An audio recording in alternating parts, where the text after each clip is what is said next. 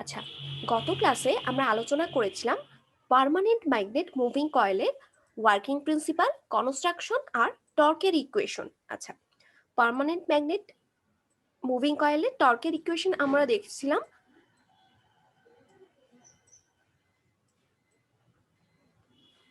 TD equal BINA। এটা ছিল হচ্ছে পার্মানেন্ট ম্যাগনেট মুভিং কয়েলের টর্কের ইকুয়েশন, ডিফ্লেকশন টর্ক ছিল এটা। পার্মানেন্ট ম্যাগনেট মুভিং কয়েলের আরেকটা টর্ক আছে, সেটাকে আমরা বলছি আচ্ছা কন্ট্রোলিং টর্ক। এই কন্ট্রোলিং টর্ককে আমরা আবার প্রকাশ করতে পারি ডি থেটা দিয়ে। তাহলে পার্মানেন্ট ম্যাগনেট মুভিং কয়েলের দুই প্রকারের টর্ক, একটা হচ্ছে ডিফ্লেকশন টর্ক, সেটার ইকুয়েশন আমরা গত ক্লাসে দেখেছিলাম BINA। বি হচ্ছে ফ্লাক্স ডেনসিটি, আই হচ্ছে কারেন্ট, এন হচ্ছে নাম্বার অফ টার্নস, আর এ ছিল এরিয়া, কয়েলের এরিয়া।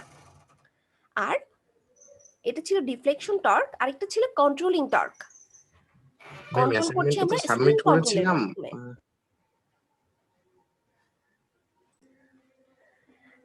পার্মানেন্ট ম্যাগনেট মুভিং কয়েলের জন্য আমরা ডিফ্লেকশন টর্ক এবং কন্ট্রোলিং টর্ক নিয়ে আলোচনা করেছিলাম। আচ্ছা, ডিফ্লেকশন টর্কের ইকুয়েশন ছিল TD ইকুয়াল BINA। বিটা ছিল ফ্লাক্স ডেনসিটি, এ ছিল এরিয়া, এন ছিল নাম্বার অফ টার্নস, আর আই ছিল কারেন্ট।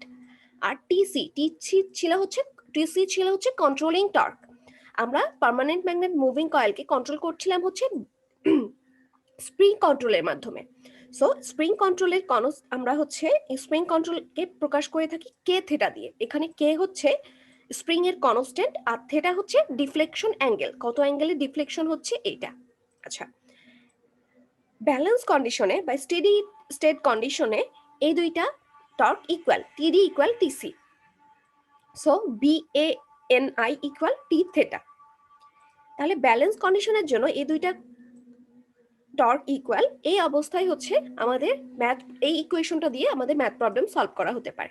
আচ্ছা, আমরা একটু প্রশ্নটা খেয়াল করি কি বলছে। A permanent magnet moving coil ammeter has following specification. একটা অ্যামিটারের কিছু স্পেসিফিকেশন নিচে দেওয়া আছে। কি দেওয়া আছে? কয়েল ডাইমেনশন আর 1 সেন্টিমিটার ইন্টু 1 সেন্টিমিটার। কয়েলের দৈর্ঘ্য আর প্রস্থর গুণফল দেওয়া আছে কত? 1 সেন্টিমিটার ইন্টু 1 সেন্টিমিটার। আচ্ছা, তাহলে দৈর্ঘ্য আর প্রস্থকে গুণ করলে আমরা তাদের এরিয়া পাবো। তাহলে এই সেন্টিমিটারকে আমাদেরকে প্রথমে মিটার করে নিতে হবে। তাহলে 1 সেন্টিমিটার সমান 1 মিটার সমান 100 সেন্টিমিটার। তাহলে 1 সেন্টিমিটার সমান 10⁻² মিটার, তাই না? তাহলে আমরা এটা পাবো 10⁻⁴। এই যে দেখুন এইখানে দেওয়া আছে area A equal 10⁻⁴ metre square. সেন্টিমিটারটাকে আমরা এখানে মিটার করে নিয়েছি। আচ্ছা, তারপরে বলছে spring constant 0.015 into 10⁻⁶ newton metre per radian. এই যে স্প্রিং কনস্ট্যান্ট কে এর মানটা নিয়ে নিয়েছি।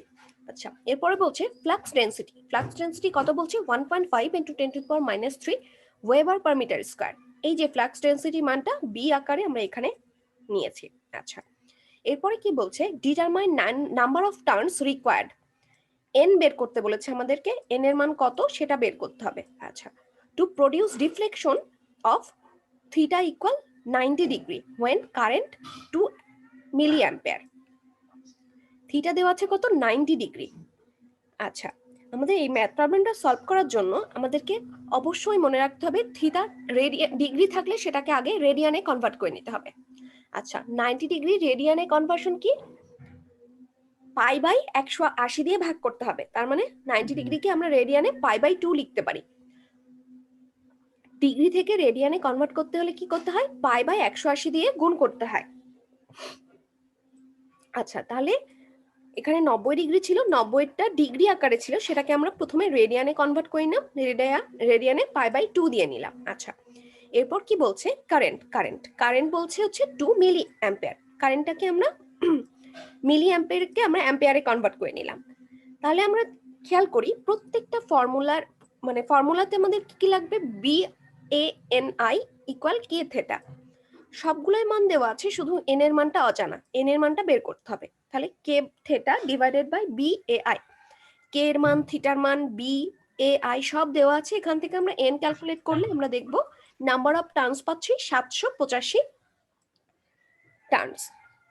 সবাই কি বুঝতে পেরেছি ম্যাথ প্রবলেমটা? সবই দেওয়া আছে ম্যাম, শুধু ক্যালকুলেশনে বসে সবই দেওয়া আছে, শুধু ক্যালকুলেশন করতে হবে। শুধু একটা জিনিস মনে রাখতে হবে, এখানে এই অ্যাঙ্গেলটা অবশ্যই ডিগ্রি থেকে রেডিয়ানে কনভার্ট করতে হবে। আর ডিগ্রি থেকে রেডিয়ানে কনভার্ট করতে হলে কি করতে হয়? পাই বাই 180 দিয়ে গুণ করতে হবে।